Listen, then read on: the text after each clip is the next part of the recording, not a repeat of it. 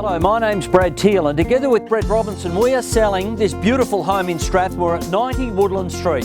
It's on the hill on the north side of Woodland Street, just above Strathmore Secondary, Strathmore Station, over the road from the shops, just near St Vincent's Primary School. It is an A-grade locality.